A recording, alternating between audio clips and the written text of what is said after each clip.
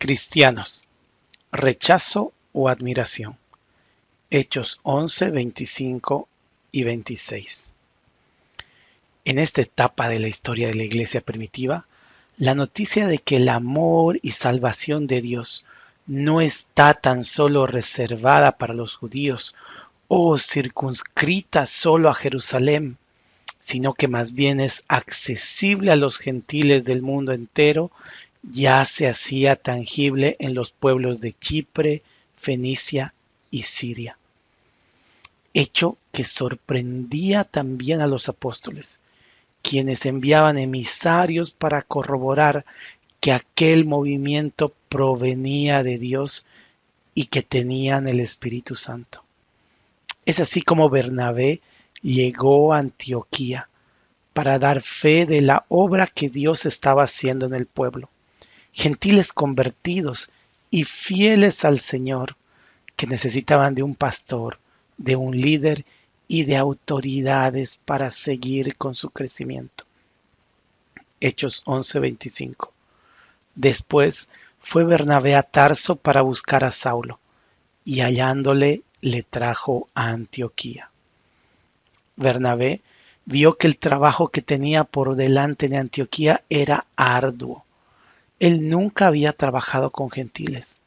Ellos tenían una cultura diferente, un trasfondo diferente. Ya no se podía partir fácilmente del Antiguo Testamento como base para trabajar en la obra de Dios y su pueblo.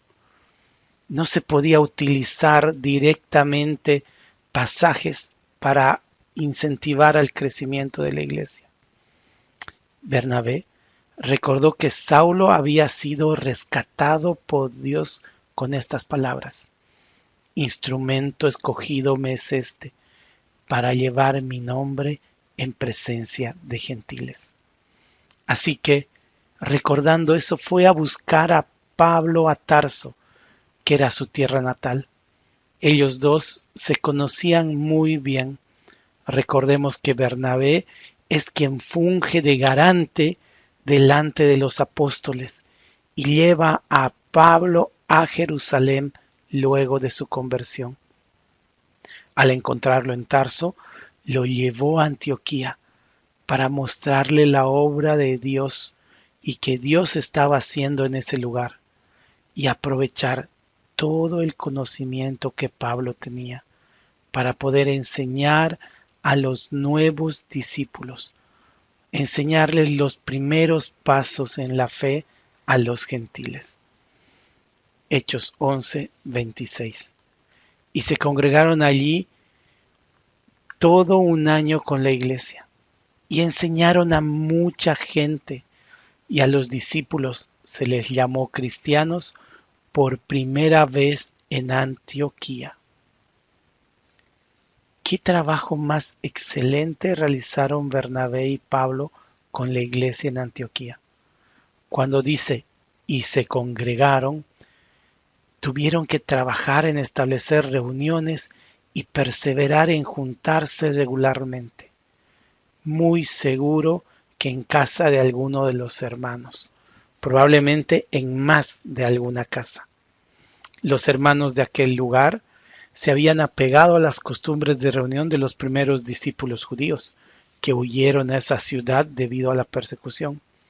Pero como cristianos procuraron cambiar el día principal de reunión del sábado, que es el último día de la semana, según la tradición judía, a el domingo, primer día de la semana, conforme a la tradición de la Iglesia de Cristo, haciendo memoria del Señor en ese día, de su muerte y resurrección por medio del partimiento del pan.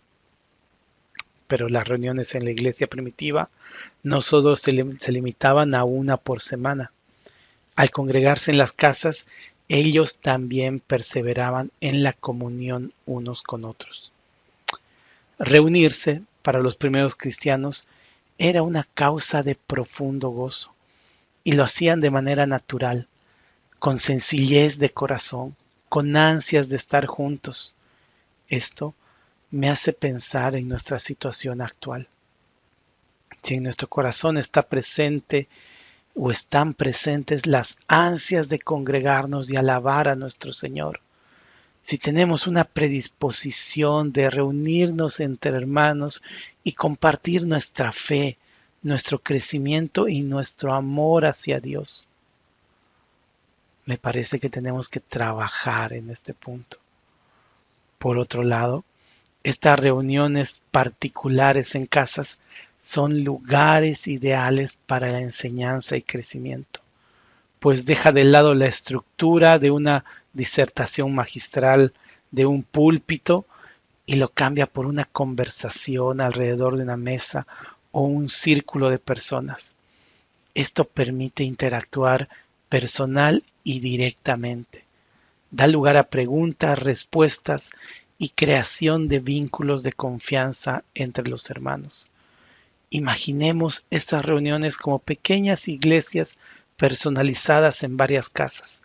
Esto fue seguramente lo que marcó la diferencia entre los judíos y los cristianos, porque para los otros gentiles, al inicio, el cristianismo era solo una rama del judaísmo.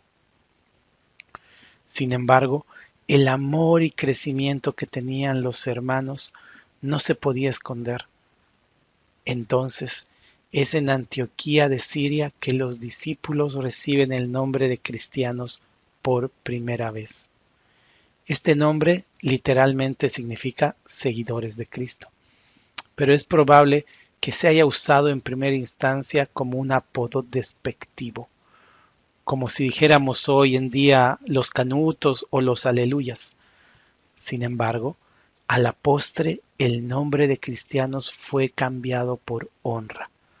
Y esto debido a que los creyentes se amaban unos a otros, perseveraban en su doctrina, enseñanza y el partimiento del pan, perseveraban en la comunión unos con otros y seguramente perseveraban en las oraciones.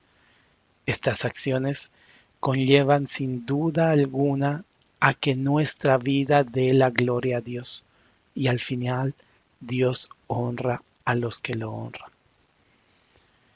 Esos actos de amor que ejercían los hermanos en Antioquía no son comunes entre la gente, y al principio sirvió para identificarlos como unos bichos raros y tildarlos con un apodo malicioso que los diferenciaba del resto de judíos. Les decían cristianos, pero ellos, en lugar de enojarse por el apodo, se apropiaron del mismo y le cambiaron el sentido. De ser despectivo, incluso llega a ser un título de admiración. Pienso nuevamente en la iglesia actual y en mi persona como parte de esa iglesia, donde el nombre de evangélico o cristiano está siendo golpeado constantemente a nuestro alrededor por testimonios de hermanos, de líderes e incluso congregaciones enteras que no andan conforme a la Escritura, que tropiezan y caen en acciones escandalosas, situación aprovechada por el acusador para acusar, marcar y, si es posible, interferir en la predicación del Evangelio. Hay personas que al ver un grupo de cristianos predicando o compartiendo algo en la calle preguntan: ¿y ustedes qué son? Buscando nuevamente poner un título a nuestra condición de seguidores de Cristo. Al responder, esperamos temerosos que la respuesta que demos no esté dañada para esa persona y vuelva a generar rechazo y desprecio en su corazón, un prejuicio que interfiera en la labor evangelística. Si la idea de cristiano que tiene uno de tus conocidos solo dependiera de lo que él sabe y ve de ti, ¿cómo sería esa idea? ¿Sería una idea de admiración o de rechazo? Hermanos, debemos trabajar y mostrar a Cristo en nuestras vidas, para que los vecinos y personas que nos conocen y reconocen como cristianos lo hagan con admiración y no con rechazo, resaltando el amor que debemos tener unos con otros. Esa es la manera en que lo hacían en Antioquía, la manera que seguramente enseña Pablo y la manera que enseñó nuestro Señor Jesús. Cristianos, admiración o rechazo, depende de ti.